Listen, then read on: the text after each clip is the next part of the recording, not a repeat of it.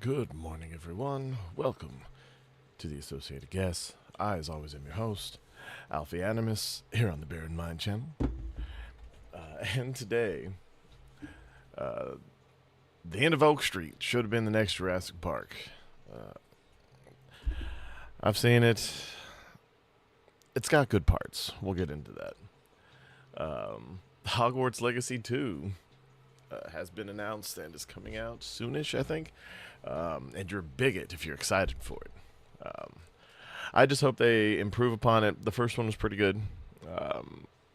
Not as good as it could have been, but it was worth buying it just because people told me I'm not supposed to. Woke never happened. People are now trying to gaslight you. The same people who said, "We're sorry, our bad," after all of the COVID shenanigans, are now trying to tell you that woke never happened, and if it did happen, it wasn't that bad. A certain liar recently died, and it's your fault. We'll find out how. And Trump, he's losing a lot of people because of Iran and how long it's taking, and we'll get into that. But let's, without further ado, let's jump into it. I also have some other things to fill out the time, just in case we go under. It's mostly short stories today, but we'll see.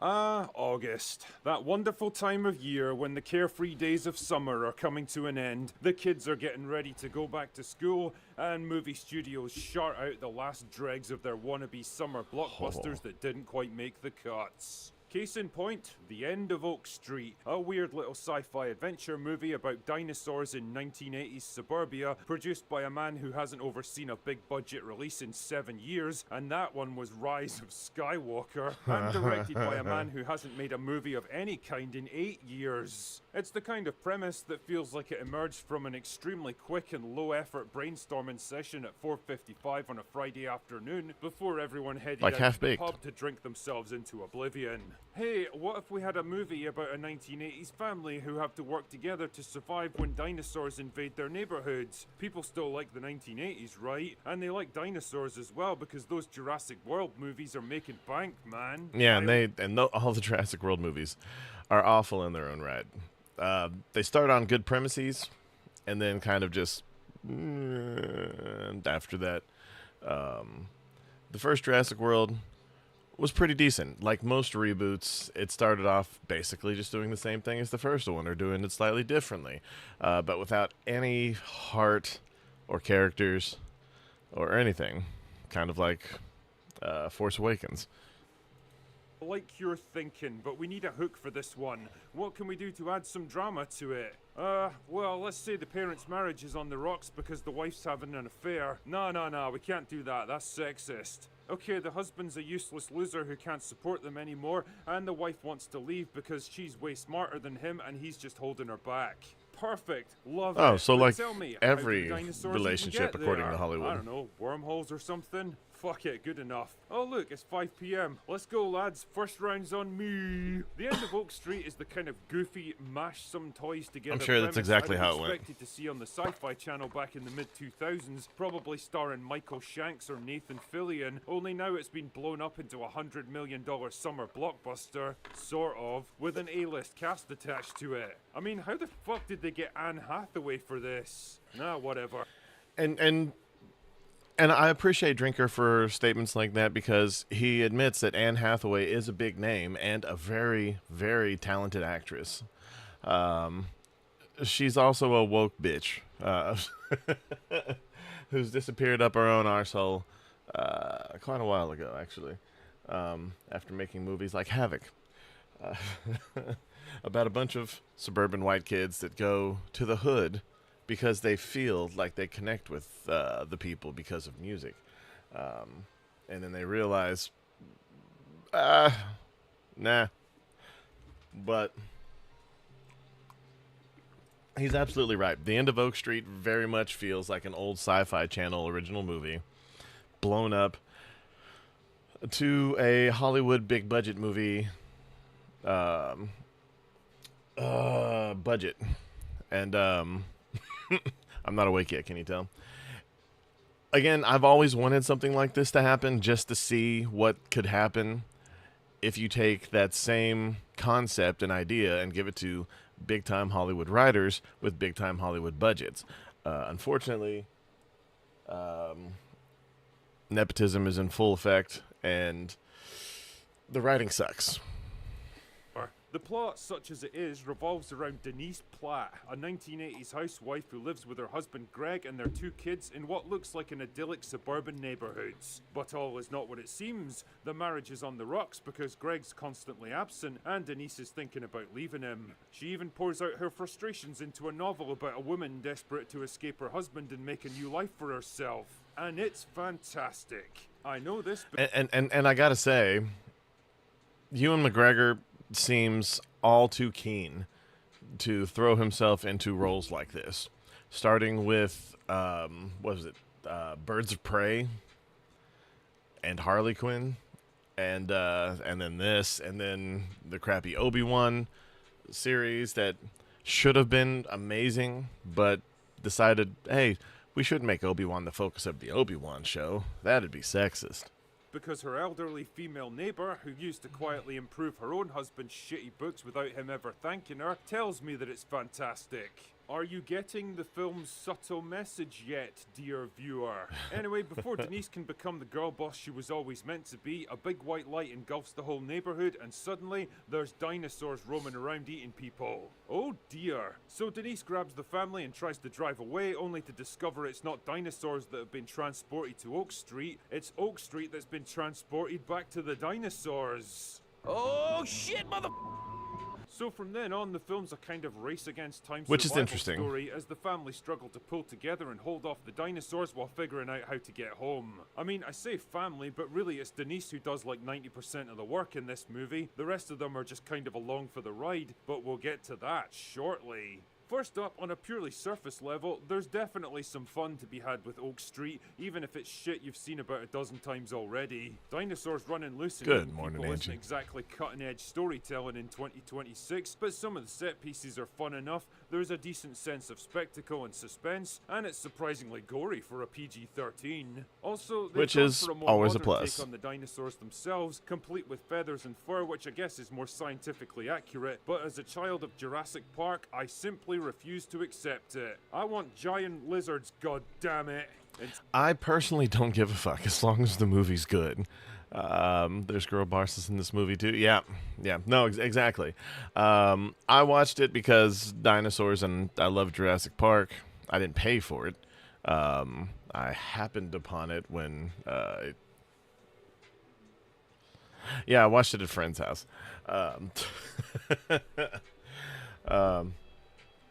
No, I'm just kidding. My sister sent it to me. But yeah, I didn't pay for it. I didn't go on the high seas to get it, but it was brought back from the high seas by my sister.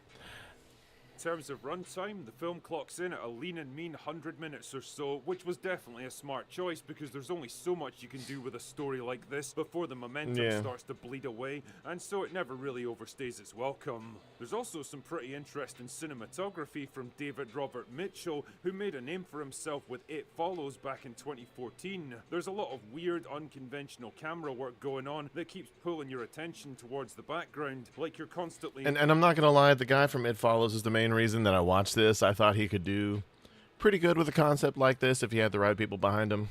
Unfortunately, he was failed by his writers. On edge, waiting for something to happen, even when nothing actually does. It's a strange choice for what's basically a goofy Twilight Zone episode done on a big budget, and I can't shake the feeling that the director's a lot better and more creative than the movie he's been forced to make here. Now, that's the superficial stuff about Oak Street. The more interesting conversation, if you can even call it that, is the film's subtext around a struggling marriage and the breakup of a family. And this is where the film's probably going to lose a lot of potential fans because... well, how best to put it? You know those tediously predictable TV commercials where the husband will be trying to do some basic household task while the kids watch with vague amusement, but he's so inept and clueless that of course he fails miserably, and it's The home improvement tool time scenario that wife super smart, husband super dumb, but he's got heart, and he tries, and he's good to the kids. It's left to his far more capable and practical wife to sort it out for him. Well, that's basically the dynamic of Oak Street right there. Greg is the kind of passive, affable, vaguely submissive idea I of don't know, what did I masculinity mean? that came straight out of early 2020s Hollywood and definitely would not have existed in the early 1980s. No, He's definitely not. relentlessly optimistic, completely lacks any sense of agency or assertiveness, and his only solution is to just hope that everything works out okay. Great plan. Thank you. With her husband basically He definitely useless, wouldn't have it's landed left in Anne to Denise to Hathaway find back a then. way out. She's very much the leader of the family, taking charge in moments of crisis and actively fighting to protect them all. It's a story about the shift. Or it's a story on how when woke women get the kind of woke guys that they claim that they want, they're often very bored and they don't actually want to wear the pants. They want someone to share the pants, so to speak. and power dynamics of a marriage, with one side in decline after losing his job but still trying to hold on to his former prestige as the breadwinner, too proud to admit that he's no longer the respected patriarch, and the other side, underappreciated and held back by society and convention, but very much in the ascendancy as their natural talents and potential assert themselves. It's the kind of tritely predictable pattern that's repeated throughout most of the characters in this movie. The women are generally portrayed as smart, competent, practical, brave and level-headed, making most of the important decisions, taking the initiative and putting together major clues about what's happening, while the men are passive, submissive, incompetent failures who contribute almost nothing and usually end up getting killed for their own stupidity. Oh, the family's teenage daughter What? just so happens to be an expert in astrophysics, huh? Who could have predicted this? It's as dated as it is alienating. It feels more like a product of the 2010s when Hollywood was high on its own farts and convinced that this stuff was the future of cinema. How's that working out for you? Well, it wasn't back then and it still isn't today, and if Oak Street's box office is anything to go by, it's not likely to return anytime soon. Thank fuck.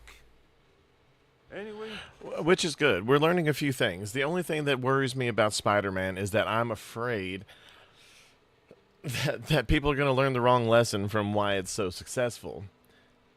It's a glass of water after a mouthful of salt.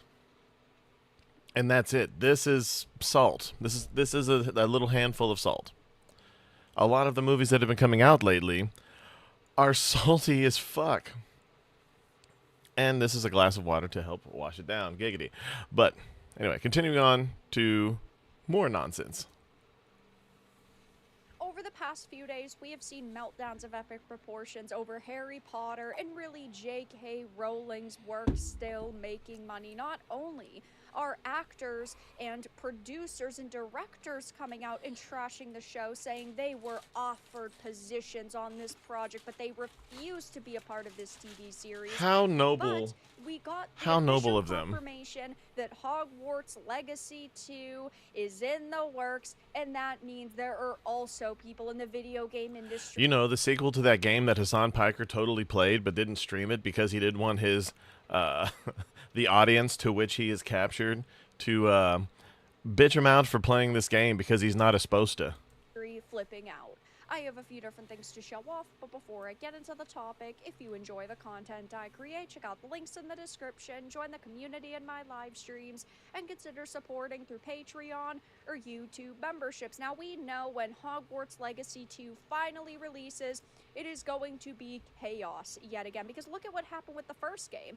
It had gotten so many sales so quickly. At this point in time, it sold over 40 million copies and made over $2 billion, which is insane. Ooh. But it still got attacked by the access media. There were people who were claiming they were going to boycott this experience, And they accused other people of bigotry for even considering buying this game or playing it or watching anything on anything. And I think I started to stream this, and then I wasn't that into it. I played through most of it. Not really my thing, but again, I bought it for this very reason, because people told me I'm not supposed to. Have you heard about Peter Pan obsessed adult woman at Disneyland? No. Interesting. that epically failed, but it was also snubbed at all of the award shows. It didn't even get nominated at the Game Awards, which was insane, but that's because the jurors are the access media that had attacked it for years.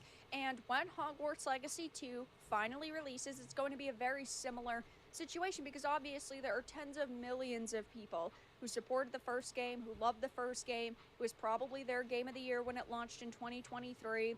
And when the sequel finally comes out, it's going to cause chaos again. Oh, yeah. We basically I'm an knew agent of that chaos. This was the case, that it was in development. Back in 2024, they had talked about Hogwarts Legacy 2 and all of their plans. In 2025, they reaffirmed that they were going to be working on this. Now we just know that it has been officially confirmed yet again at a shareholders call, and we don't really have any information about this. But yeah, we've already heard that like their primary focus over at Warner Brothers Games is Lego, is Game of Thrones, and is Hogwarts Legacy / the Wizarding World in general. So this was a no-brainer move. Hold on. This woman, an adult woman who's obsessed with...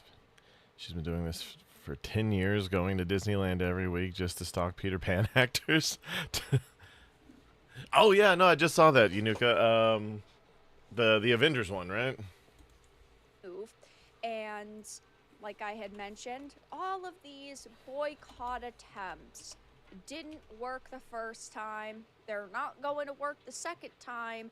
But we're seeing a very similar mindset when it comes to the upcoming HBO series. Now, I have a lot of criticisms about this. I am not extremely excited for it based on some of the casting decisions, also some of the story elements that they are changing. The whole point of this was supposed to be, oh, we're going to have a bunch of seasons. It's going to be 8 hours plus every season. We can cover everything in the books and then some.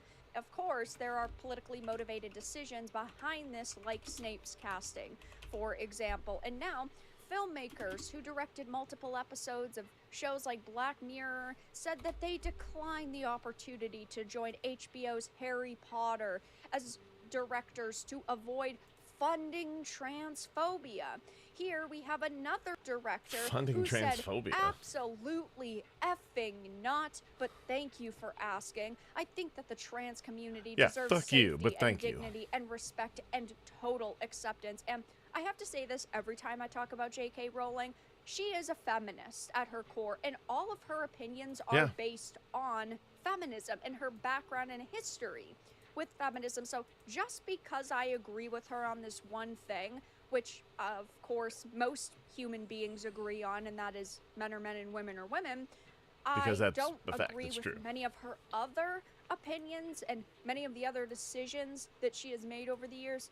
But I still think that the fact that there are people out there who want to ruin her career and bury her creation, these people are absolutely pathetic, and they do deserve to be called out. I mean, even some of the people that worked with her on the Harry Potter movies, like Emma Watson, said, oh, I would love to come back to the Wizarding World if J.K. Rowling handed off her creation to another individual or the entity of Warner. Which is so fucked up, because from all accounts, J.K. Rowling was never anything but very good to these kids who only have careers because of her books.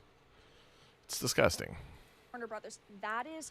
And Emma Watson is a notorious clout chaser. Absolutely disgusting. And you are really sitting here and saying that she doesn't deserve to be a part of her creation because you don't like her and you don't like her opinions. And this is something we have seen across all access media, from the Forbes and the Comic Book News and the Polygons and the Kotakus and even the Gamers. It is abhorrent that this is their take and that this is what they are calling for, is for her to give up her creation. No, it's absolutely disgusting. There was a lot of I mean, to be fair, she's made an insane amount of money on it, and she'll never have to want for anything in the world ever again. But still, it's hers. She deserves the funds from her labor, and she made a very good deal when she sold the rights to it. But it only counts if you have the right ideology all the way across the board. If you even disagree with one thing, like that one gay politician who is Jewish, so he doesn't think that Israel should be destroyed, and he was completely attacked by the trans community, who probably doesn't know that their kind gets thrown from rooftops in said places. Talk about a Fortnite Harry Potter crossover, like Palestine, sorry. and that caused controversy, and it's just going to be this cycle where something gets announced for the Wizarding World, these people rage, they call for boycotts, they say that this is terrible, and then nobody boycotts because everybody loves the Wizarding World. And what I think is so hilarious about this situation is that all of the video game journalists who attacked Hogwarts Legacy 1 are no longer pushing the same talking points or pushing the same narratives in their articles and in the discussion of Hogwarts Legacy 2, at least at this point in time. As we get closer to the release of this sequel, they may change their tune again, but IGN, for example, doesn't talk about J.K. Rowling at all, doesn't talk about the controversy at all. Here we have WCCF Tech not talking about J.K. Rowling or the controversy that they tried to create with Hogwarts Legacy. And here is also Screen Rant. And keep in mind that Screen Rant was one of the driving forces behind the boycott attempts, and there were tons of articles posted on Screen Rant about it, and I am really happy that Ryan George has separated at least himself, and even if Screen Rant owns the Ryan George channel, which I don't think that they do, or the Pitch Meeting channel, was actually what I meant. I still can't help but watch the pitch meetings because he's found a way to address some of the issues that that Screen Rant would squash in his pitch meetings, and he does them in a way to where you get the point, but he doesn't put himself in harm's way apparently, because they're still crazy successful. I like Ryan George. He probably wouldn't like me, based off my channel and so on, but I don't know. I think we get along real well. He seems like a good guy. They are silent. Maybe they are embarrassed because their boycott attempts the first time around completely and epically failed, and they are a laughing stock. Maybe they are just so desperate right now. Oh no, I got what you said. Walk on the tightrope and not fall off, where they want to farm. I'm looking up that and hate clicks, but at the same time they don't want to push away the thing you were few telling me readers about. they have still.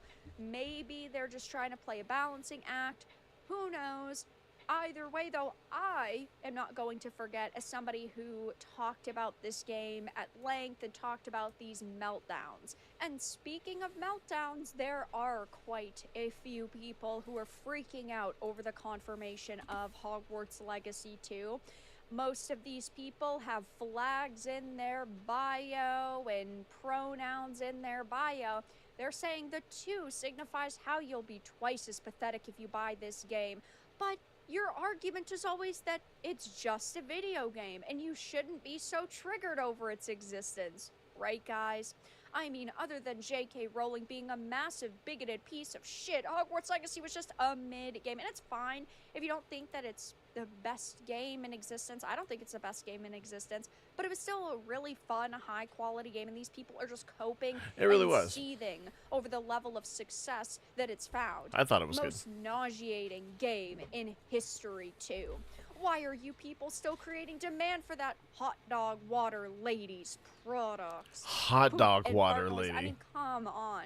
You could at least sit here and tell us why you don't like J.K. Rowling and give us your opinions, because even though it's a bad opinion... No. They're basically the caricature of a person that Peter Griffin is in a lot of Family Guy episodes. No, it's dumb. Every time they even say, Meg. Meg. Like, that's all they are. They're caca-pee-pee-poo-poo people. And you can still have it, but this is what you're going to post online. Do you really, really think that this is going to make you seem stunning and brave? if y'all don't care that this is going to fund anti-trans legislation in the UK for some reason. Remember that J.K. Rowling was in the Epstein files and was buddy-buddy with the guy. I have nostalgia. Doesn't cut it. No, he wasn't. No, she wasn't. What? No. Because so did I, and so many others. I love how they sit here and say that it's going to fund anti-trans legislation, which there's no confirmation that that's going to be the case. There's no link there at all whatsoever. But then they try to get you to boycott this from a different angle. Oh my gosh, guys. Well, She's she was connected in the to Epstein files. Okay, well, you probably went and saw the Odyssey. Yeah, and the Peter Pan Anne one. Hathaway's name was technically mentioned in there. Are we now boycotting every product that every single person in the history of the world that was a part of just because their name was mentioned? Just because their name was mentioned doesn't mean that they did something or they are accused of something or they were actually linked with something. It could just be because their name was mentioned in an email, and of course their name then is going to be in the file. Like, these people are so desperate to find some angle in which they can get you to boycott that this is what they're claiming now. So, yeah, guys, the Hogwarts Legacy haters are not having a good time. The directors in Hollywood who are now going to have to beg for more work are not having a good time, and you love to see this seething occurring. But that's all that I really had to discuss in this video. Let everyone know your thoughts in the comments below. If you found this important and informative, make sure to give it a like, share it, and subscribe to the channel. And if you didn't, give it a dislike. I appreciate your support either way, but I'll talk to you all. Okay, so Yunuka, first of all, I really like this one. Bro, I've never looked so badass. And I didn't mean for this to become like my emblem. I meant for more of this too. But it looks badass, dude, especially with the lions on either side. This is crazy. The lion's head's a little much here. But still, it's supposed to be slightly more subdued like this, but I'll take it. This is pretty badass. They made my bowler into a like a dome helmet thing. I love big hulking Alfie. It's awesome. I really do. It's freaking awesome. It's giving me some ideas. I like this one's kind of like a Van Helsing kind of thing. Like it. I don't know why I said Van Helsing like that, but all right. Moving on to people trying to tell you that things didn't happen. This thread saying, "What was woke?" A mega thread documenting the most deranged era of our time, because we have been told that this sort of woke era either never happened, or it wasn't that big of a deal, or it's going to get worse. Okay, there's a lot of conversation about woke 1, woke 2, but this thread is diabolical, ladies and gentlemen, okay? It is sharing some of the most deranged articles from a very dark part of our history. A dark part of our history that, by the way, wasn't that long is ago. Continuing. Okay, a lot of these articles are not that far from right now. Just years, right? Most of them coming from the 2020 COVID era where everyone lost their collective minds. But let's go down here and let's see some of these articles. Number 1, starting off strong with L'Oreal. Removing words like whitening from skincare products. Announcement comes against backdrop of... You know what's funny? I can't think of anything, any kind of anything products besides teeth whitening that I've ever seen. It would be really funny if people like let their teeth get disgusting just for anti-whiteness, because it would mostly be white people. Anyway. Global anti-racism protests coming from June of 2020, which of course there was a lot of BLM riots during that time, so all of these companies were trying very desperately to latch onto that movement. How'd that go? But here's another one from Colorado State University. Surviving whiteness and white people. Guys, if you survived white people, I guess you deserve some sort of a veterans discount. Amazing stuff. Here's another one. I mean, I survive myself Amazing. all the time. When is it okay to off whites? Ask Texas A&M philosophy professor Tom Curry. I wouldn't be surprised if he was a cracker. This is from 2017. This one was actually ahead of the curve a little bit. But yeah. It wasn't if you These are the were into this stuff like I was at the time. Again, I jumped on, I think after the Oppression Olympics video from Shoe on Head came out. That's not what got me into it, but it was around that time. I honestly can't remember. I think honestly because I was watching Armored Skeptic for a long time, for his actual skeptic videos, and then I fell into that and Chris Reagan and I think Mudahar. And then some of Mundane Matt's stuff. I didn't stick around his stuff for too long, but his stuff would pop up, so I remember clicking on him and being like, yeah, okay. I mean, he's kind of living up to his name here. people that students are going into decades-long student loan debt to be taught by, who are saying deranged stuff like this. They're not even being subtle with this stuff. Here's another one. Professor behind white genocide tweet says he has university support. The fact that I'm not surprised is, well, sad. It's a sad state of affairs, ladies and gentlemen. Canceling Mozart. Yep. Why Mozart is a singular symbol of the white patriarchy, which is funny because in other situations, people have been trying to blackwash Mozart and claim he was a black man this whole time. Yeah, that's happened. They tried to do this with many people throughout history. Hey, did you know all these white Europeans, you know they were actually black? What? No. The only one, and I won't even give anyone Cleopatra. Cleopatra, first of all, anyone north of the Sahara is far differently complected than the rest of Africa.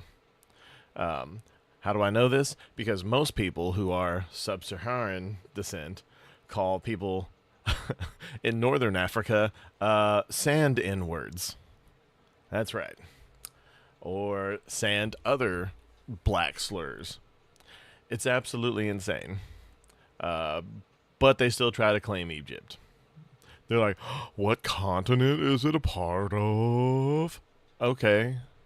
And? People in Mexico look different than people in Canada. People in Spain look different than people in Ukraine.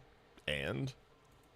Too, but of course we live in a very strange era. Here's another one.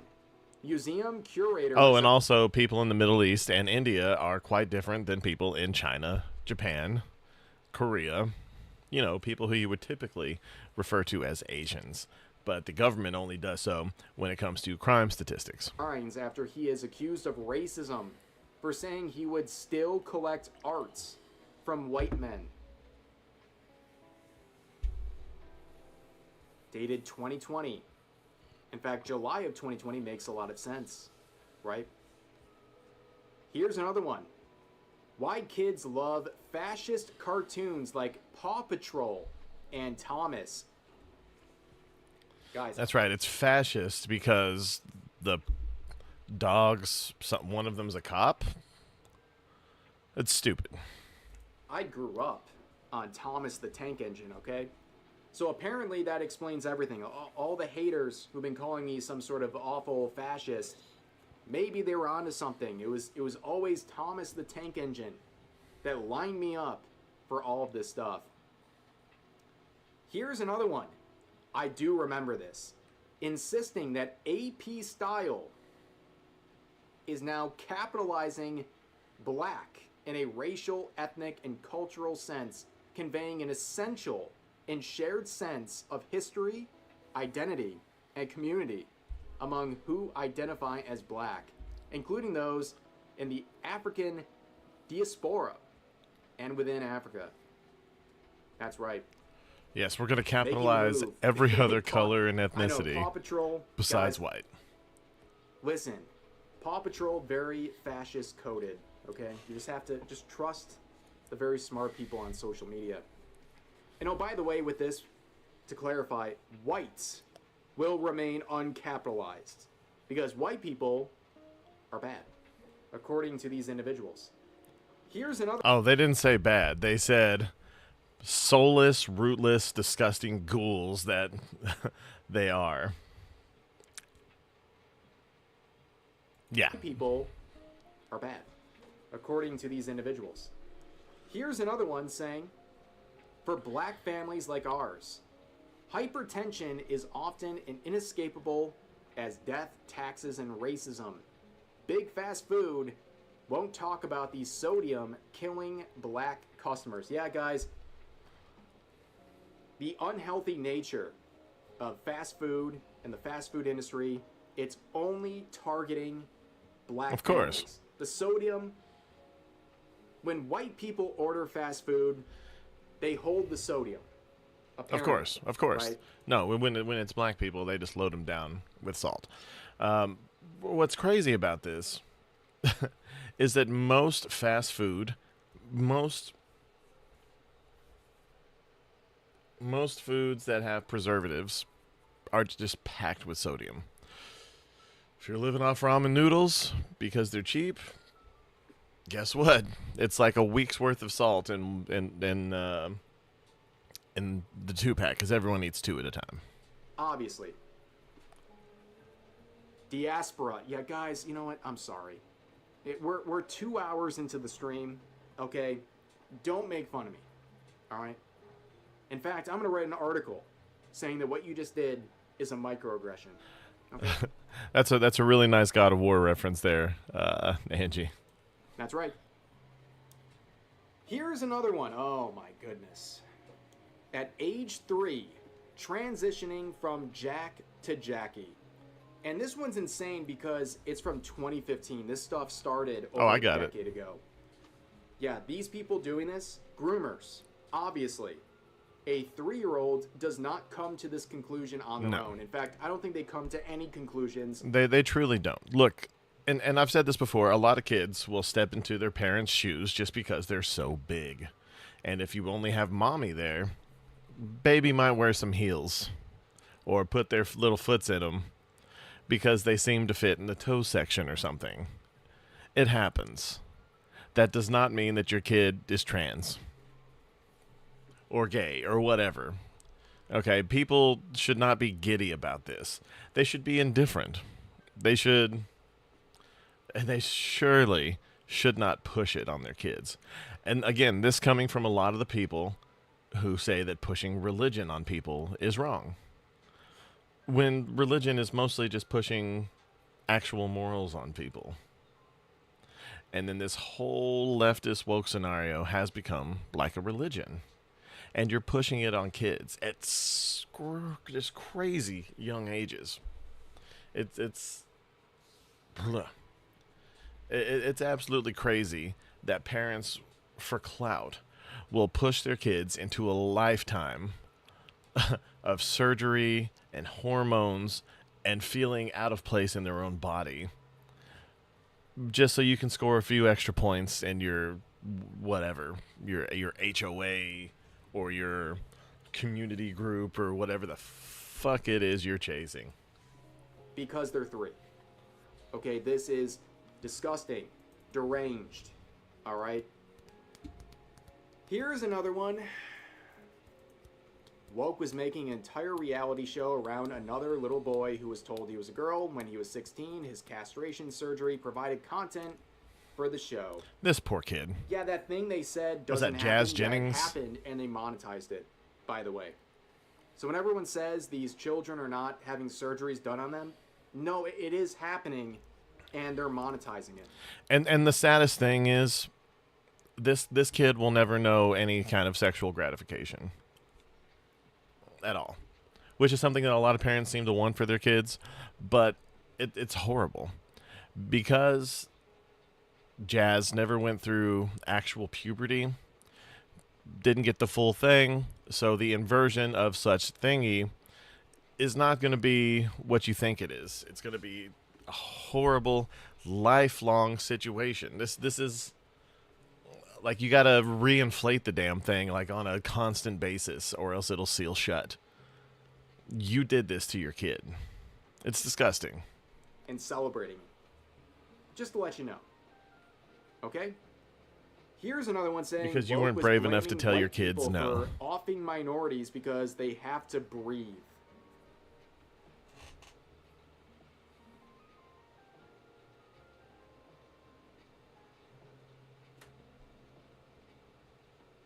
What are we doing? We need a serious cultural reset, ladies and gentlemen. I mean, it's so bad. How did we get here? Here's another one trying to navigate this ridiculous pressure. What are they referring to? Well, let's see. Woke was this story on Trayman Carroll, a violent California male prisoner documenting his first legal fight to be housed with female prisoners. Oh, yeah. And the discrimination, quote unquote, she faced while being housed with men. Not long after this piece was written, he won his court battle and was moved into the women's prison. And I'm sure he knocked up and how does this benefit society? forcibly. I'm not quite sure. Let's move on. The crafty way a 6'2" trans inmate fooled authorities and was glossed in a women's prison where he allegedly female prisoners. Ladies and gentlemen, what are we doing? This is a very sad state of affairs. Like I understand they're prisoners, but it's absolutely disgusting. And this is why we separate the sexes inside of prison, is so stuff like this doesn't happen. And their excuse is, oh, we can't put them in the male prison because it'll happen to them. Yeah, good. There's more articles at this point, but I think you get it. Okay? People who claim Woke 1 never happened, or it wasn't that big of a deal, do you see how they attack every single aspect of society? Nothing is sacred. They target women, children, white people. They go after race. They go after gender. They try to corrupt and destroy everything they possibly can. They really do. And the fact that anyone would trust the media at this point is crazy. The media has lost the plot. They lost the plot well over a They decade. never had the plot. As The a white, plot I can is confirm my completely skin is very destroyed. intoxicating. It's not found. Interesting. This is hell worlds, ladies and gentlemen. Absolute hell worlds. And this thread, if you want to go through the whole thing, it gets even worse, but I think you get the point. It is absolutely ridiculous. Wokeness is a disease, ladies and gentlemen. No, absolutely. And then that was just a little dive. I thought it was going to go a little bit deeper than it did, giggity, but here we are. But anyway, moving on to this story I found interesting, but For the left, the grift isn't everything. It's the only thing. This weekend, a man tragically killed himself. That man was a racial grifter. He had lied over and over again. Those lies were perfectly obvious. And then he was hired at Cambridge University as their youngest ever professor because he Oh, it was that guy? precepts. And then it all collapsed because the truth came out. And so this man killed himself. So who's to blame?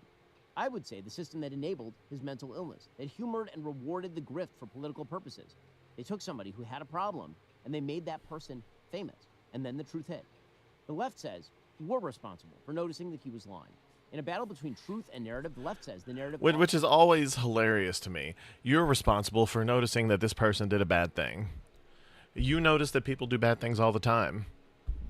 Why is nothing that happens to them ever your fault? Oh, because people have agency, or at least they're supposed to. to win every single time. Jason Arde was a professor at Cambridge University, and he was obviously a fabulous. He was a person who lied about pretty much obviously his entire personal history, like pretty much everything. And he was treated to the best that Great Britain had to offer for all of this.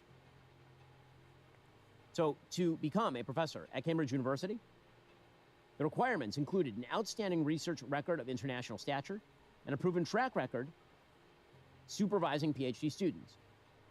Arde had, according to the New York Times, a modest publication record and had bounced from one university to the next, not staying long enough to oversee a full 3-year or more doctorate.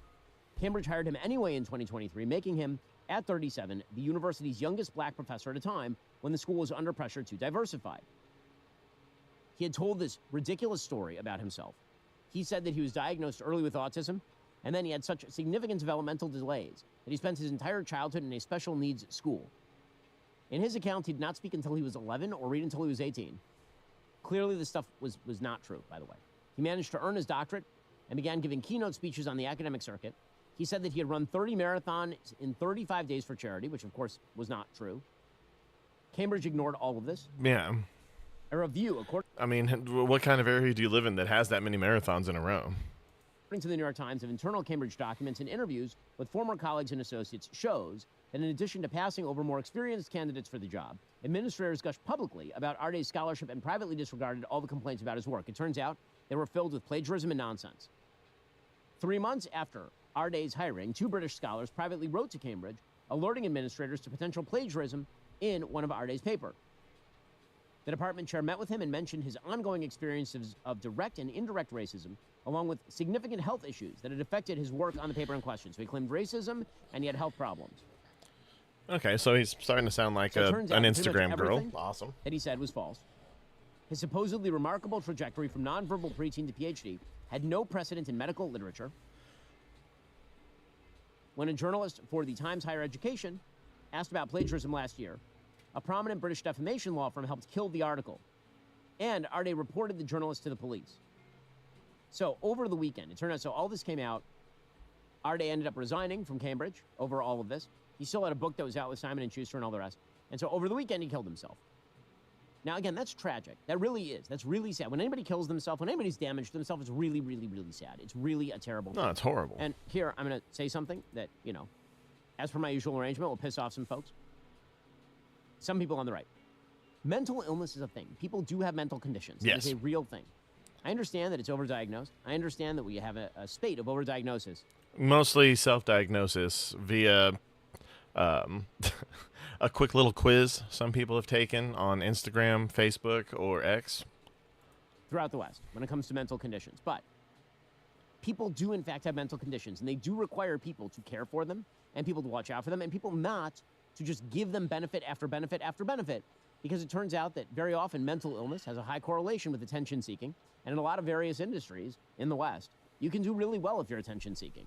Like, really well if you're attention-seeking. And people will just give you the attention. I remember mentioning this about Kanye West long before his mental spiral with regard to Nazism. That obviously Kanye West is going through some stuff and has mental health issues. Okay, well, it seems pretty clear. So- that if you are so a person who goes obviously. around lying the way that Arday was for literally decades, if you go around making up the most ridiculous stories, people around you owe it to you to stop you and to get you the care that you need. Instead, an entire infrastructure was created to make Arday richer and more famous because he was saying things. Well, and which is why I always tell people, you know, I wish I had friends like me, because I probably wouldn't have done so much dumb shit. Because you don't recognize things when you're going through them or when you're doing them as much as when a friend of yours who you care about strongly is doing them or going through them. So I wish I had someone who would be as honest with me as I am with the people I care about. And not in a mean way, unless it's really, really funny. But it's just, I don't know.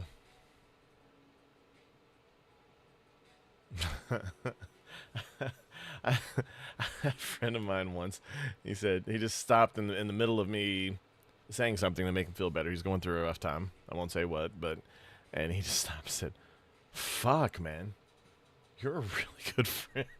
And I was like, "Oh, thanks, man."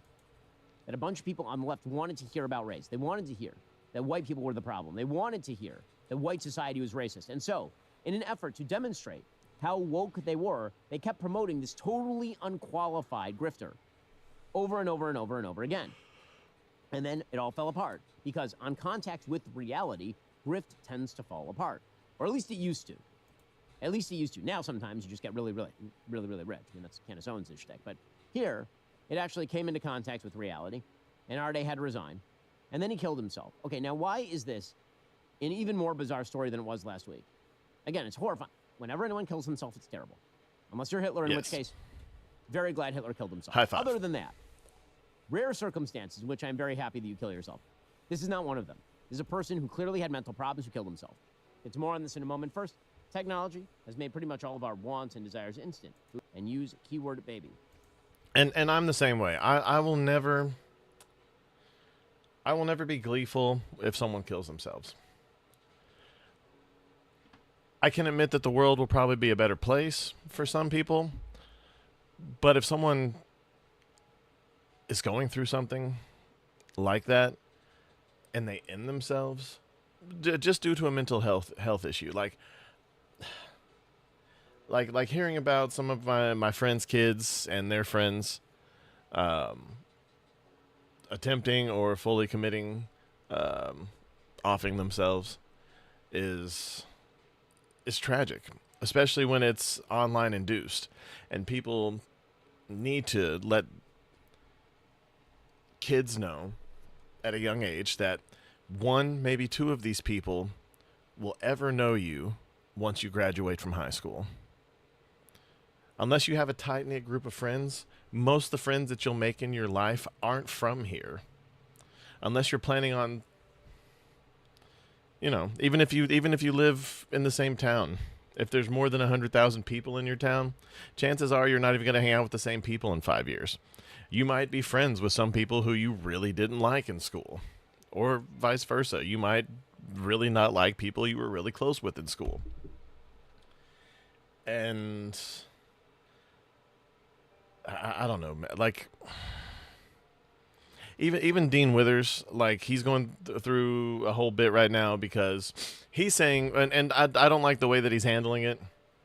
He's saying it's left-wing grifters that are saying that he has essayed someone, essayed a dude or a few dudes, allegedly. I feel for him. I know people who have been falsely accused, and it's completely destroyed their lives. And I feel for him on that. However, this has been his shtick for a long time. He has accused people of doing the exact same shit and worse for a lot less evidence. Those guys can fully blame Dean Withers for that. But Dean Withers blaming the right and saying it's only right-wing people who are pushing this is delusional. Okay, now, what makes this insane is that people then came out of the woodwork and blamed the people who discovered that he was a grifter. It turns out that in order to defend DEI, not only were they willing to promote someone totally unqualified, not only were they willing to go all in on the grift, they're going to blame everyone else for this person committing suicide, when in reality, if there are any outside forces that contributed to this person's suicide, it would have been the people who kept on promoting him in the face of reality, when sooner or later reality was going to hit. Take, for example, Zara Sultana, a member of parliament in the UK, quote, "If Jason Arde were a white middle-class academic, he would not have been hounded by the British press in the way he was. My thoughts are with his loved ones. May he rest in peace." Now again, the idea here is that this is like a Princess Diana moment, that somehow this is the paparazzi following around Jason Arde until he gets in a car crash. Okay, let's just be clear. If Jason Arde were a white middle-class academic, he never would have gotten a PhD. He was instead a black academic claiming insane crap and just ramming that into a woke narrative, and that meant that he ended up at Cambridge University, which, by the way, has completely destroyed its own credibility here. The Prime Minister, Andy Burnham, came out and talked about this. He said, "It's not time to rush to judgment. We need to reflect." A tragedy. It's a tragedy on so many levels. But particularly Is that the new Prime Minister? Everybody who knew Jason, his family, obviously, his friends, we think of them today. It's not a moment for any rushing to judgment. It's a moment for reflection, I would say, reflecting on how things came to this.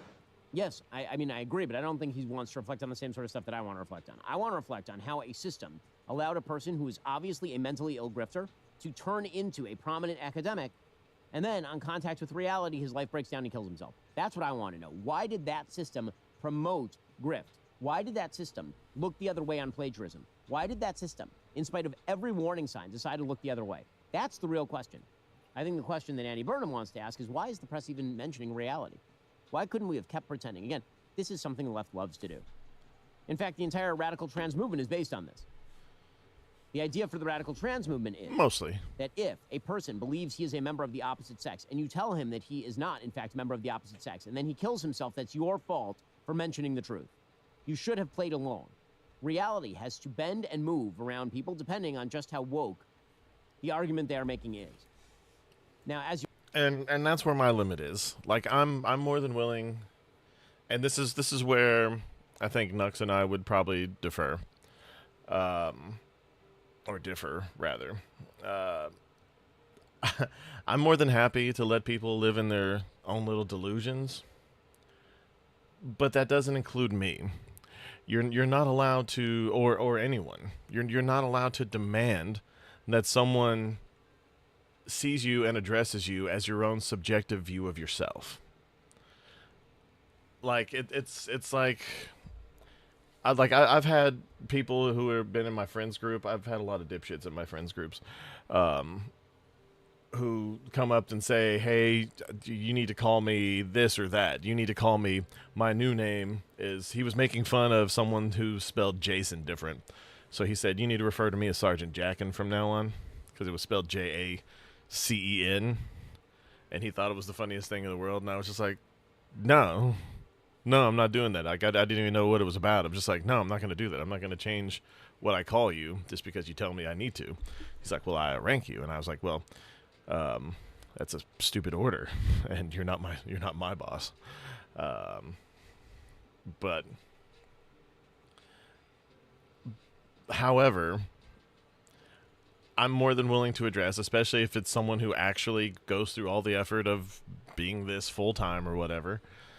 Then if you're in my friends group, or if we're just having dinner or whatever, we go hang out, or then I will clearly see that you're trying to be this or that, and I'll do it politely, but just because it's polite.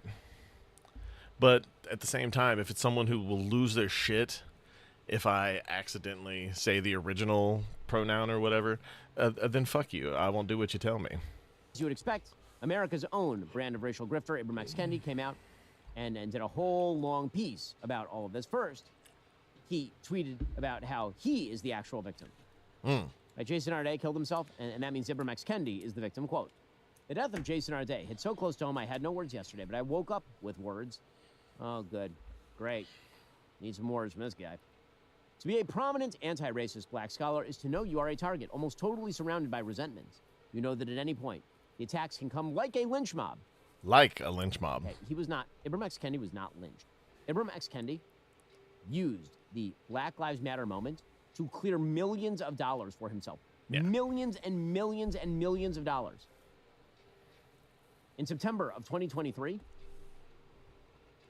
it was made clear, for example, that his Center for Anti-Racist Research, which was started at Boston University, took in $43 million in grants. $43 million in grants, including $10 million from the original Twitter co-founder, Jack Dorsey. They laid off almost all of their staff. They never generated anything. It's insane. Other donors included TJ Maxx, Stop and Shop, and Peloton. A week after the layoffs, BU announced that they had received complaints focused on the center's culture and its grant management practices, and allegations of workplace culture that included fear of retaliation and discrimination. So Ibram X. Kendi knows the grift well. The reason that he identifies with this stuff is because he, too, is a grifter. Right? His entire shtick was grift. His anti-racist nonsense was grift from the very outset. But he continues with his dumb tweet. "If you died from all the attacks, the media still calls the attacks on you accusations to wash their You didn't die from the attacks. hands of the blood." Understand, what he is saying is that if you pointed out that Jason Arde was lying and was a plagiarist and had been grifting, you are responsible for his death. Your lynchers announce your death as if they had no role in your lynching. Now, mind you, if this had been reversed and a conservative had killed themselves because they were called, whether it was true or not, if a conservative had killed themselves over accusations, whether based or unbased, they would be celebrating. They would call this an admission of guilt because they felt so guilty that they had to have done it. Not because their life was ruined or anything like that, but because it was an admission of guilt. Yes, we all participated, according to Ibram X. Kendi, in Jason Arde's lynching by pointing out things that are true. If we now live, again, in a world in which truth is completely arbitrary, according to people like Candace Owens, or in some cases like Ibram X. Kendi or Jason Arde, the truth is offensive. So offensive that if you kill yourself because of the truth, it is the truth that must lose. The post-truth era is a terrible place. It is a truly, truly terrible place. And again, Ibram X. Kendi suggests the white-owned mainstream media is responsible for this. The white-owned mainstream media published 249 articles in 22 days on Jason Arde, according to data from News Corp, a UK media watchdog. A similar media pile-on happened to me in the fall of 2023 when I was a professor at Boston University. You know what your lynchers won't announce? When you're cleared of wrongdoing. The media will bury its culpability while we bury Jason. Okay, but again, is there any indicator that it was lies, like what was said about Jason Arde? Or have we just moved so deep into the world of narrative that truth no longer matters? I mean, certainly for the left, the truth no longer matters. The narrative is the only thing that matters. The narrative is the only thing that matters. What an amazing video you just watched. Which is absolutely true. The narrative is all that matters to most of these people. Most people who would smile if the same thing happened to you. We'll get into a little. We're running out of time, but we'll get now, this last as far one. As Iran, for military, but I will say it's not everyone to Iran, and I think this is important because everyone and look. Whether or not you think it's a noble endeavor, whether or not you think that we should actually be stopping Iran from doing a lot of the things that they're doing, my God, it is taking forever. Like this, I'm still on board, but I need less victory declarations. Okay, I do not want while I think it is basically treasonous that Marjorie Taylor Greene came out with the whole I think she's the one, isn't she the one that exposed that they're considering a nuclear option allegedly? I don't want that. Even though I think it's wrong that she came out and made that public, I do not want the nuclear option. It's absolutely ridiculous. Like, this started off as something that we were doing for not just the Iranian people, but for the world. And for us to consider that option it's a bit much, but let's get into this. Everyone was voicing an opinion when it started that President Trump was That's me betraying putting it people. lightly. It's not just a bit much, it's a lot. President Trump, if you look at him all the way back to the 80s, that he clearly did not like Iran. He even said that he was willing to wipe them off the face of the map. Agreed. All right. Then you had people saying this is going to be a forever war, people saying there's no reason whatsoever Iran is not a threat. Of course, I don't agree with that premise. But we did say, well, you know what? This is going to be timeline-based. And we have now seen that timeline play out, and it's not very good. But first, this guy, Trey Yingst, reported that Trump is in no hurry, so we'll take his word for it, to end the Iran issue right now. The president told Fox News Iran should raise the white flag of surrender. He went on to say, I have no time schedule. I'm not in a hurry. The president indicating that the U.S. naval blockade is continuing to put new economic pressure on the Iranian regime, despite what the Iranians have said publicly. He said they're good poker players, but they're dying, and that the midterms in the United States have nothing to do with the president's thinking. Well, they should have something to do with the president's thinking, because that'll affect what he's able to do, or what anyone is able to do in Iran, period. And that'll determine the direction of our country. And he's losing the capital that he had after the success in Venezuela, after the success that he had with the first Iran strikes. That's all but gone now. Yeah. And he's risking driving people into the arms of a radical party like the DSA. We see that coming from people on the right now. Everyone is the same just because of Iran. They're not the same on all the other issues. Now, I want you to remember my stance on the war early on was it would need to be wrapped up in approximately 3 months.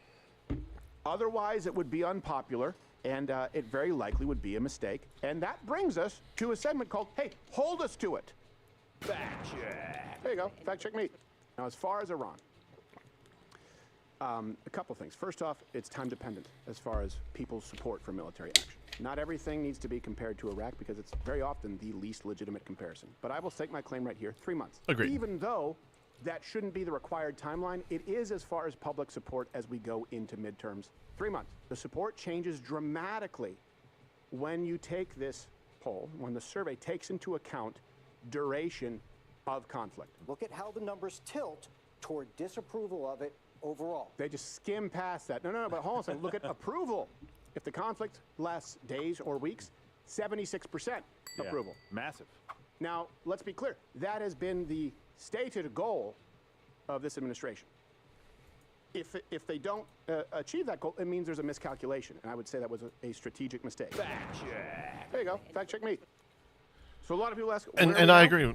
You disagree with it's been bad. it taking too long? Well, look. It's taken longer than I would like, and I don't like that that the nuclear options even being considered. I don't think that it's unfounded, and I think that we need to see it through to the end, regardless, because we're here. We can't just let this stay. I agree with that bit. But I think when it comes to the election, the fact that we can't get out of it could possibly lead to Republicans losing everything in the next election. I'm saying. And I don't want that because the alternative, the left hasn't seen reason. They've only seen more radicalism. And I certainly don't want that. And as much as I will never consider myself a conservative or a Republican or anything to that effect, I think right now they're the safest bet. I'm sorry, I just do. Yes. Extricate yourself. If you were to demand a verdict right now, okay, not a success. Yeah. Yeah, I'm not one of these people that are sitting here going, "Oh, I agree. Iran's winning," but no, of course not. But it's not going great. It's not going the way we wanted it to. It's not going the way that it needed to go for this to be considered a relevant or legitimate use of resources. Yeah. And like I said, I will always grant the benefit of the doubt on national security issues because I know that I do not have all of the information at hand. And we didn't have all that information regarding the first Iran strike. But if you were to ask me right now, nope, hey, bad. It's gone badly. People saying, well, shouldn't all, no, the people saying that this was a betrayal, the people that were saying that this was a never-ending war and that it's only for Israel. No. Two things can be true. Those can be false premises. Yeah. And I stand by my statement that if this goes longer than 2 months, especially if the communication is not clear, it's going to be immensely unpopular. And once you get past that 3-month mark, it seems like this may be a never-ending low. And I do think a lot of it comes from trying to take the J.D. Vance alternative. I think that's where a lot of the animosity comes from. I think it's because Trump keeps declaring victory, and then the skirmish continues.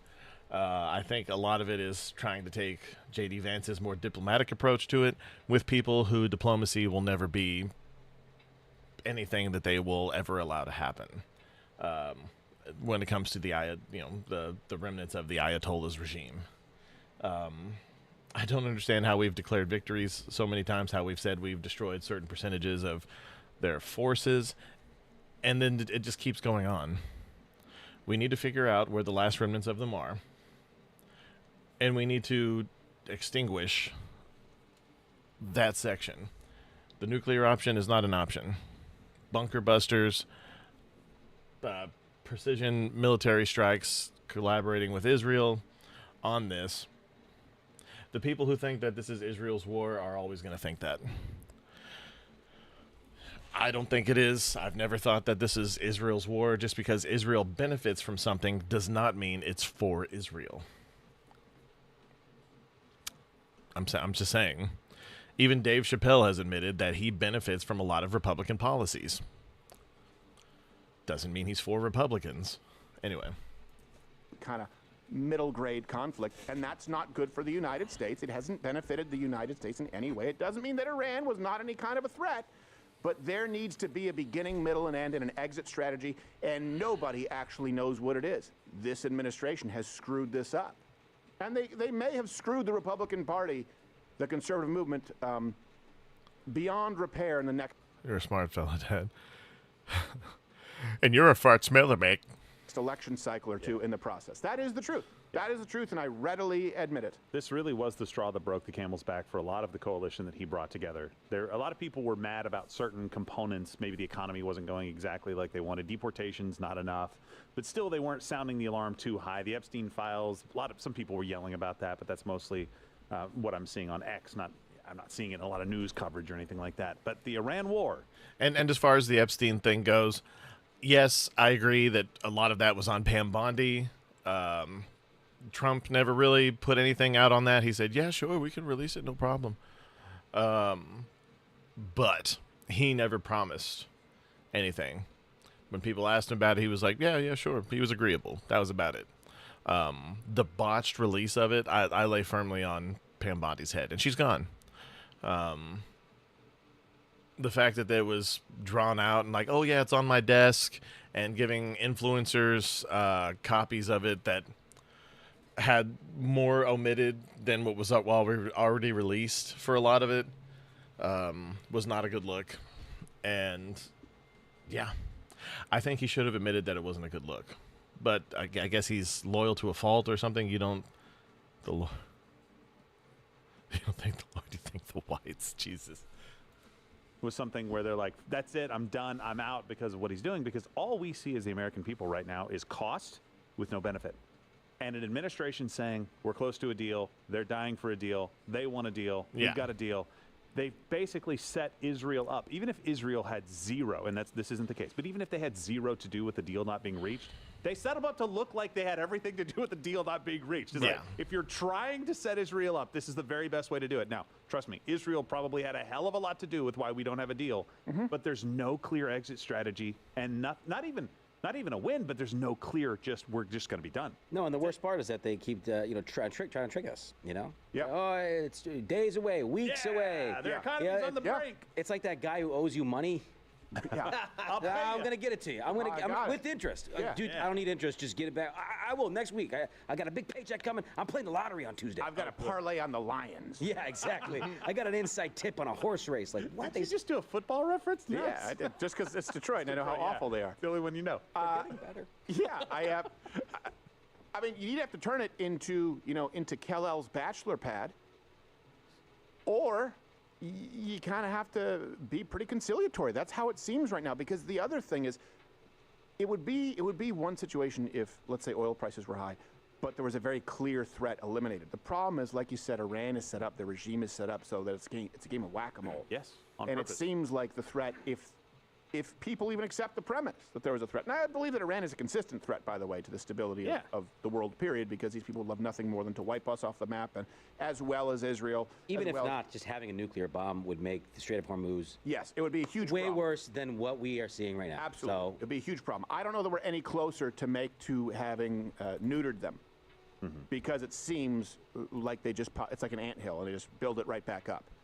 So this administration they can't do the Biden thing and just go like, no, it's going great, and ignore it.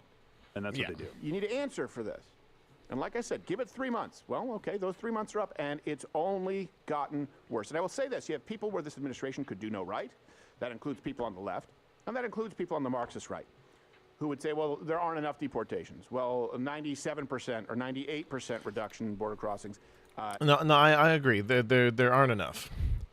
But there's a lot more than there would be otherwise, no matter who else was in the office, whether it be an actual Republican or a Democrat, for sure. Border crossings are all but eliminated, and people are being moved out. It's not happening as fast as it should because of the media-pushed narrative that it's way worse than it should be, which is ridiculous. The only difference between the Trump administration doing it and previous administrations doing it is the media backlash causing outrage all across the country. You will never convince me otherwise. Why? Because Tom Homan was pretty much the head of it under Obama too, and no one gave a fuck. And those that didn't violently get in the way of ICE doing their duties. What's the difference? TDS. Isn't enough. Well, 87% reduction in new H-1B applications isn't enough. Right? Those people who would condemn them for no matter what. Then you have some people who would praise Donald Trump no matter what at any point. But I definitely see those people who voted for this administration who are going, you know what? Hey, let's see what happens with Iran. I see those people going, swing and a miss. Yeah.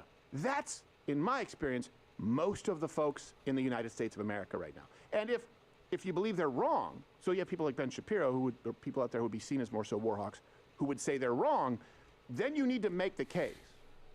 Not just they don't understand it. Well, they understand the gas prices, and they understand war was won, but it's still going on. Yeah. Those people need to hear a case. I do too. Yeah, everybody needs to hear a case. And also, I just want you to look at his comments, because in a normal situation, the comment that he made, I'm not in a rush, basically, is what he's saying, to get out of there. That's exactly what you say when you're negotiating with somebody. You don't say, I need to be out next week, but hey, let's go to the table and get a good deal for the United States, because they know they have time pressure on you. Right. But he's at such a point now with what he has said and this administration has communicated about this war that nobody wants to hear, I don't have a timetable. I'm not in a rush. Everybody wants to hear, this is going to be over soon. Yeah. He has boxed himself in, not just with the Iranians, but with the American people. It was a really horrible move. A part of me thinks, you tell me if you think this is maybe a correct read. President Trump was absolutely a bat out of hell after 2020. And after they impeached him, and after they tried to render him ineligible, after they tried to put him in jail and destroy his life, like a banana republic, and after people tried to assassinate him, he was just, you know what? I am going to be president. I am going to prove these people wrong. And you know what? I am going to show them that we are going to have deportations. We are going to secure this border. I'm going to show everyone that this is not racist, that it doesn't make me a white supremacist, and that it will be supported by most Americans. That was his mission, right? Okay, get back into that office. You can't keep me down. Boom, let me put this in your face. And then maybe kind of, it's sort of like a champion without purpose at a certain point. He doesn't seem to do as well without his back against the wall, when he's just sort of free to make decisions. Yeah. When you know what he's fighting and he knows what he's fighting, I think maybe he might just sort of be tired. And by the way, I understand that too. This is not just a two-term president. We even saw with Reagan, his second term, the guy didn't have the same juice in him. This is a guy who ran 3 times. I mean, more if you want to count the primaries before that. And he has been under the gun, and maybe it's that simple. I have no idea. Still the most effective president of my lifetime, but this has been a big misstep. Hey, if you're still watching this. And I agree to an extent. Again, I think we need to see it through. I do see how a lot of people will see it as a bad look. Again, like I've said ad nauseum, we need to push through. We need to see this through to the end, because it's the right thing to do. And no one will ever convince me otherwise. It's not Israel's war. Again, just because Israel benefits from something doesn't mean it's for them or they're pushing us into it. If anyone honestly thinks that Trump lets anybody tell him anything, you're delusional. Do I think that he's money-driven? In a lot of ways, yes.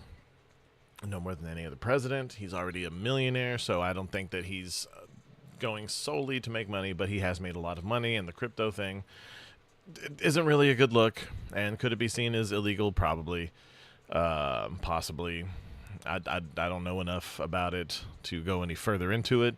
I think it's probably going to lie in a gray area, because I don't think there's enough laws when it comes to crypto, but I would have to do a lot more research. Real quick before we get out of here, I will do this briefly. Hold on, this one. The Peter Pan girl has shown that sometimes recording love for a certain person playing a certain character can come off as a bit creepy. Her account name is BabyTony99, and she effectively exists as a Gen Z who really, really loves Disneyland. Almost all of her videos show her going there and meeting various characters, but Peter Pan seems to be her absolute favorite.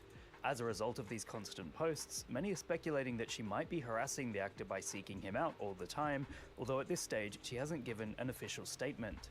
It seems like she developed a crush on the character after meeting him back in 2015, and has since sought out Peter Pan. The character or the person? Now, is she doing this to every person who plays Peter Pan? Or is it just the one guy? There is a difference. Even if the actor has changed over the years. Oh, I guess I could have waited 3 seconds. Each new iteration is given a specific rulebook on how to play him, as his mannerisms don't seem to change all that much in each video Tony posts. It makes you wonder if they're educated before going out about their day and being approached by certain people. The answer to that is, if this is Disney, yes. Most of them do have to undergo training, which is why a lot of Disney employees are paid fairly well. and whether or not it's going to feel a bit like they're being stalked, as they are effectively celebrities within these parks. It's also worth mentioning that the character of Peter Pan has very much become an object of desire over the years, especially in chronically online places like Tumblr, where there was a brief period in which a subculture became obsessed with a certain actor portraying him. Doesn't surprise me. So whilst this makes sense for maybe teenage girls who grew up with certain crushes, it does get a bit weirder when they get older.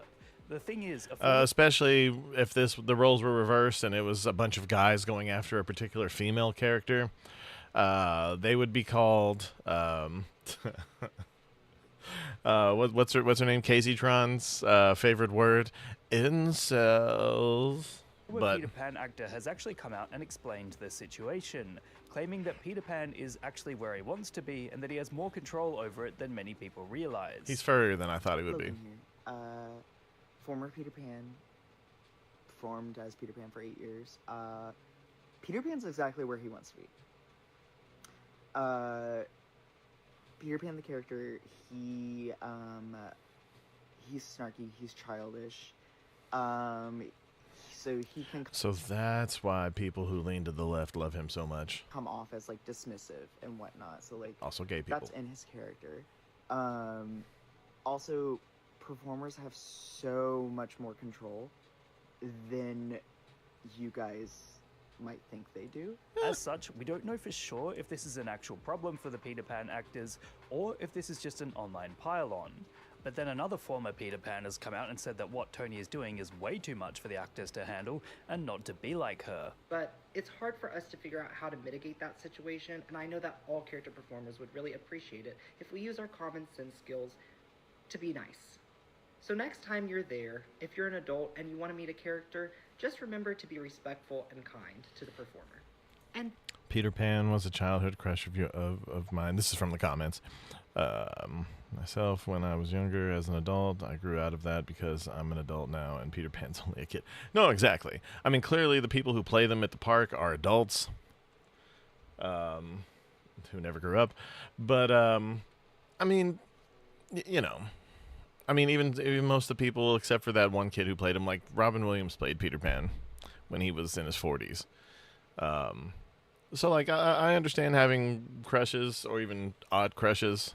My first crush was, I think Myra from Family Matters. I was like, man, why can't I get a black girl that looks like that who's obsessed with me? And then I had a white girl that was obsessed with me, and I was just like, no thanks. Don't be a Tony. I guess where the weirdness comes from is the fact that Peter is supposed to be a 12-year-old boy who never grows up, and Tony is now 26 years old. It brings into light the perception of the Disney adult. Is that the same girl? Wearing pretty much the same thing? Is that the same person? Holy crap.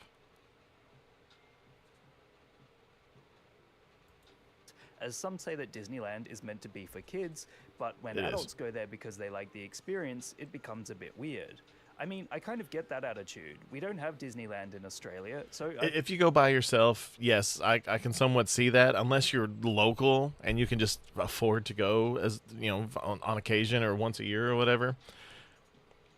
But if you travel all the way over there regularly, or at least once, twice a year, by yourself, come on. Especially if you have kids. I've been whilst and you just don't take them. But for me, it was kind of like a one-and-done thing. I enjoyed the park set productions and the rides were pretty fun, but never once did I think, I'd like to do this every other weekend for 10 years straight. It seems many others share this sentiment, although living in the same country in which a Disneyland exists is likely to create opportunities for certain personalities to take advantage of that proximity. And, at the end of the day, Tony has identified herself as a Disney adult that others might find strange, so there is some self-awareness going on. In short, the Peter Pan girl seems to have attracted the title of the internet's latest villain, as her videos of her Disneyland attendance span over 10 years of interacting with the boy who never grew up. What meme would you guys like me to give a lesson in next? Let me know in the comments below. And remember, like and subscribe. I mean, like, when it comes to when it was the same Peter Pan over and over and over again, I don't really care. It's really a non-issue. They were both about the same age, it looked like. So it was kind of a cute flirtation or whatever. There's nothing wrong with having a Peter Pan crush. I get it, but you need to eventually let that go as you grow up, because it's weird obsessing over a child character like that as an adult. Well, like I said, they looked like they were about the same age. Especially if you're when it became a different one, and I don't know the age of the second Peter Pan that she was also obsessing over, but the initial one, it looked like he played it for like 8 years, and she was obsessing over him that whole time. That could just be seen as a crush on him. They were about the same age, whatever. But yeah, I mean, just ask him out and get him another costume that he can wear at home or something. Like, it's a bit odd. I'm not gonna lie, that would be like me wanting being obsessed with someone dressed like I don't know, like the childlike Empress from Neverending Story or Princess Tiger Lily, even though Princess Tiger Lily's been played by adult women for the most part, especially in what's that Once Upon a Time show. That girl went on to play in the movie where the TV show where Alan Tudyk plays an alien. I can't remember what it's called. But like I said, that's mostly me having a crush on the girl that played Princess Tiger Lily, because she was pretty. She was an adult. And then, like I said, I had a crush on the girl that played the childlike Empress when I was a kid, but she was older than me. I think she's like 15 years older than me. And I was about her age in the movie when I first saw the Neverending Story. And again, Thora Birch, I think, was my first big crush. You know her from like movies like Hocus Pocus. She was the little girl in that. She's 2 years older than me, I'm pretty sure. She was in American Beauty, and she's a movie called Ghost World, which was one of Scarlett Johansson's first movies. And I had a crush on both of them. Because they reminded me of these two girls who were constantly flirting with me in school. But prettier. But anyway, that's kind of a weird place that I enjoy Disney, but Disneyland looks pretty childish for me. It's just mascots and all. Yeah, like I went when I was like 10, I think, on the one family vacation that we went on. I was 10, my sister was 18. So mostly I just pissed off my sister the whole time. But yeah, I never really, I mean, I always wanted to go again in my 20s. And I was just like, yeah, I'm an adult now, I could go. But I never wanted to go by myself because I was afraid I'd get lost. Because, I mean, yeah, just because it's huge, and I remember how huge it was. And I remember us getting lost, but at least then it was me and my mom, and I assumed that she knew where we were going and that she was just playing with me. But yeah, anyway, no real desire to go back again, especially now. It's overly priced and overly packed and everything. But guys, that's gonna be all for today. I appreciate y'all for coming through here. Sorry if I upset anyone with today's stories. Love y'all dearly.